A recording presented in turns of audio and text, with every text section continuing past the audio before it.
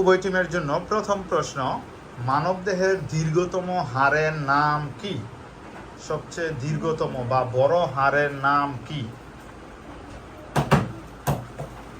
Girls team বাজার press করে ফেলেছে। সবচেয়ে দীর্ঘতম হাড়ের নাম কি? পায়ের মধ্যে যে থাকে ওইটা।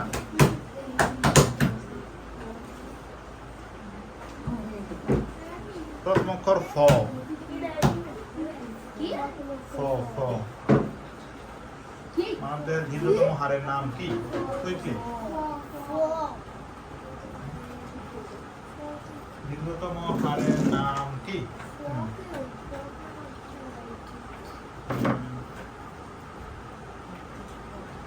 ছেলেরা পারছে না, বোনাসের সুযোগ পাচ্ছে গার্লস টিম।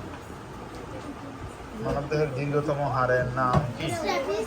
হ্যাঁ, স্ট্যাপিস। ও সরি, মানবদেহের দীর্ঘতম স্ট্যাপিস হচ্ছে সব। হ্যাঁ, এক্সিলেন্ট। ফিমার। মানবদেহের দীর্ঘতম হাড়ের নাম হচ্ছে ফিমার। স্ট্যাপিস হচ্ছে সবচেয়ে ছোট হাড়ের নাম। দেখো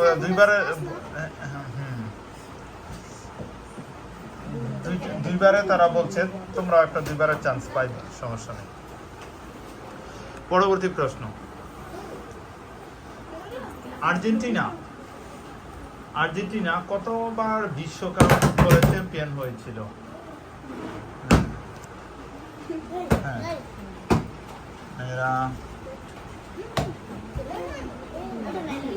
আর্জেন্টিনা কতবার বিশ্বকাপ ফুটবলের চ্যাম্পিয়ন হয়েছিল? 3 বার। এক্সিলেন্ট, 3 বার। আর্জেন্টিনা 3 বার বিশ্বকাপের চ্যাম্পিয়ন হয়েছিল। Next question,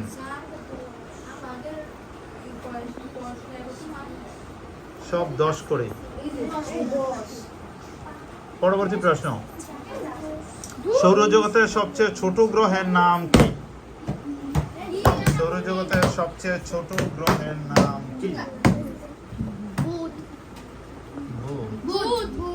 excellent. সৌরজগতের সবচেয়ে বড় গ্রহের নাম, ছোট গ্রহের, বড় না ছোট জিজ্ঞেস করছি? ছোট গ্রহের নাম হচ্ছে আইফেল টাওয়ার। বিখ্যাত স্থাপনা বলতে হইব আইফেল টাওয়ার কোন দেশে অবস্থিত?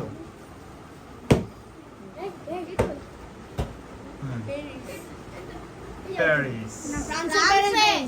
এক্সিলেন্ট, ফ্রান্সের প্যারিসে আইফেল টাওয়ার অবস্থিত। সবারটাই ঠিক আছে। হ্যাঁ, কোন দেশে? এটি তো ফ্রান্সের প্যারিসে। ওরা একটা স্থানও বলছে, শহর। ফ্রান্সের প্যারিসে আইফেল টাওয়ার অবস্থিত। নেক্সট কোশ্চেন, সুন্দরবন বলতে হবে। সুন্দরবন কত সালে বিশ্ব ঐতিহ্যের স্থান দখল করে? সুন্দরবনকে বিশ্ব ঐতিহ্যের স্থান দেওয়া হয় কত সালে? আমি অপশন বলতেছি, 1995, 1996, 1997, 1998। সুন্দরবনকে বিশ্ব ঐতিহ্যের স্থান দেওয়া হয় কত সালে? 1995, 96, 97, 98। 95, 96, 97, 98।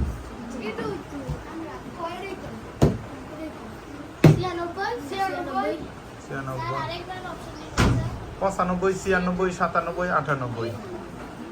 সুন্দরবনকে বিশ্ব ঐতিহ্যের স্থান দেওয়া হয় কত সালে? সরি, কারো উত্তর সঠিক এখানে। উত্তর হচ্ছে 97 সালে। 1997 সালে সুন্দরবনকে বিশ্ব ঐতিহ্যের স্থান দেওয়া হয়।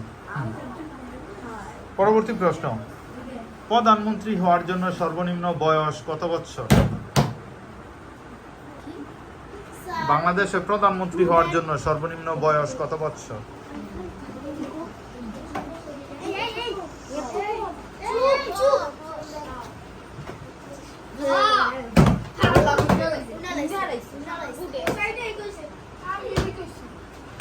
ছেলেরা বলো। 25 বছর। মেয়েরা?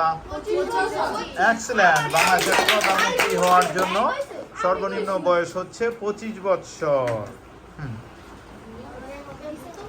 পরবর্তী প্রশ্ন, বাংলাদেশের সবচেয়ে বড় বিভাগের নাম কি? মেয়েরা দিয়ে ফেলছে আগে, মেয়েরা বাজার প্রেস করে, বাজার প্রেস করে ফেললে আর বাজার প্রেস করতে হইব না। আর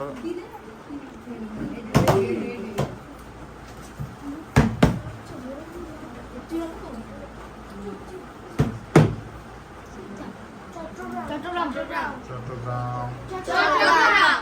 এক্সিলেন্ট। বাংলাদেশের সবচেয়ে বড় বিভাগের নাম হচ্ছে চট্টগ্রাম বিভাগ। Next question. Doctor Mohammad Yunus কত সালে নোবেল পুরস্কার পেয়েছিল? 2006। এক্সিলেন্ট। 2006 সালে ডক্টর মোহাম্মদ ইউনূস নোবেল পুরস্কার পেয়েছিল। বাংলাদেশের সর্ব দক্ষিণের জেলার নাম কি? মেয়েরা বাজার প্রেস করে ফেলেছে। বাংলাদেশের সর্ব দক্ষিণের জেলার নাম কি? তাহলে বাজার প্রেস কিভাবে করছো? খালি ক্লু দেওয়া হবে না। সর্ব দক্ষিণের জেলা বলো। ছেলেরা হ্যাঁ, নেত্রকোনা। মেয়েরা নেত্রকোনা। Sorry, wrong answer. উত্তর হচ্ছে বাংলাদেশের সর্ব দক্ষিণের জেলা। সর্ব দক্ষিণে তুমি বাংলাদেশের ম্যাপের দিকে চাইলে বাংলাদেশের সর্ব দক্ষিণে কি? এই যে কক্সবাজার জেলা। বাংলাদেশের সর্ব দক্ষিণের জেলা হচ্ছে কক্সবাজার। কক্সবাজার। পরবর্তী প্রশ্ন। চায়ে কোন ভিটামিন আছে? ছেলেরা চায়ে কোন ভিটামিন আছে? Vitamin B. মেয়েরা এক্সিলেন্ট। উত্তর হচ্ছে ভিটামিন বি। পরবর্তী প্রশ্ন। জাতীয় স্মৃতিসৌধের স্থপতি কে?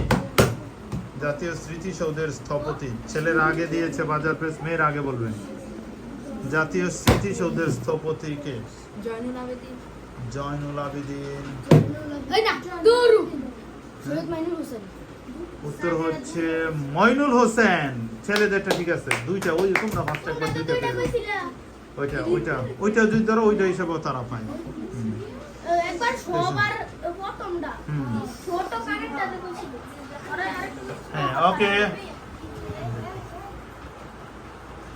হ্যাঁ, এখন সমান সমান মার্কসে আছে, আলাবার সমতায় চলে গেছে।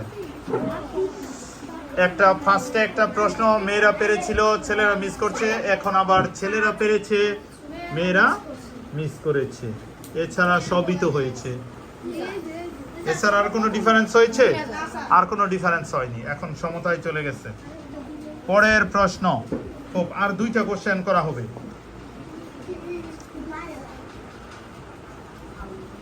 ভারত পাকিস্তান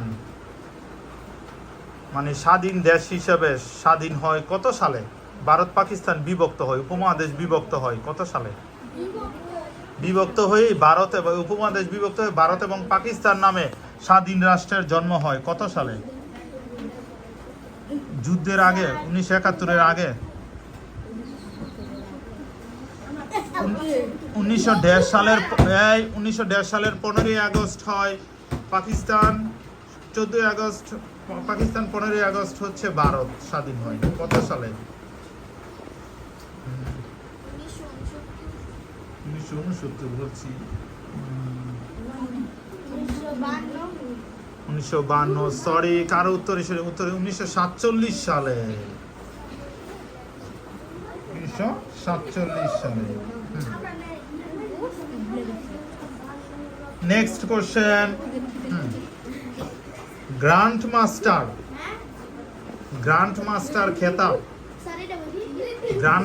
খেতাব কোন খেলার সাথে জড়িত? গ্র্যান্ড মাস্টার খেতাব জিতে কোন খেলায়? একটা খেলার একটা পদবি যে গ্র্যান্ড মাস্টার জিতেছে।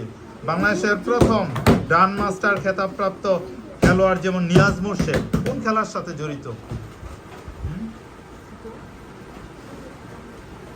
গ্র্যান্ড মাস্টার খেতাব কোন খেলার সাথে জড়িত?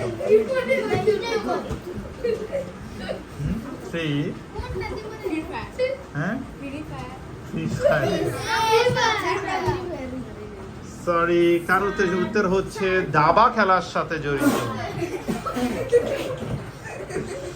গ্র্যান্ড মাস্টার খেতাব দাবা খেলার সাথে জড়িত।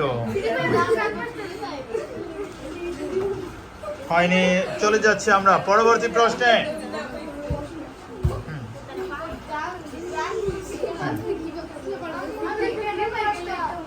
আমি একজন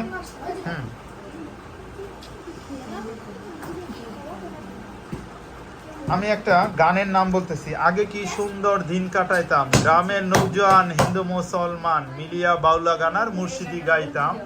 আগে কি সুন্দর দিন কাটাতাম বলতে হবে এই গানের রচয়িতা কে? আমি অপশন দিচ্ছি 4টা। বাপ্পা মজুমদার, সঞ্জীব চৌধুরী, হাসান রাজা, শাহ আব্দুল করিম। মেয়েরা আগে, আমি বলি বাপ্পা মজুমদার, সঞ্জীব চৌধুরী, হাসান রাজা, শাহ আব্দুল করিম।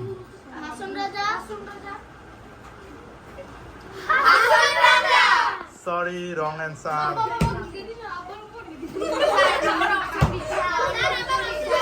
এই বাপ্পা মজুমদার, সঞ্জীব চৌধুরী, হাসান রাজা, শাহ আব্দুল করিম। উত্তর হচ্ছে শাহ আব্দুল করিম। কিন্তু আবার তো সমান সমান। এখন আমি একটা কবিতার নাম বলতেছি, কবিতার লাইন বলতেছি, বলতে হবে সেটা কোন কবি। এই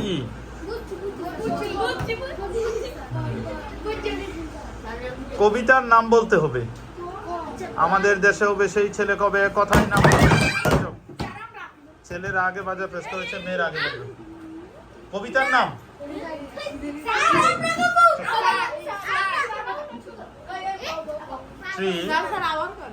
আমাদের দেশে হবে সেই ছেলে কবে কথাই না বড় হয়ে কাজে বড় হবে। বলো,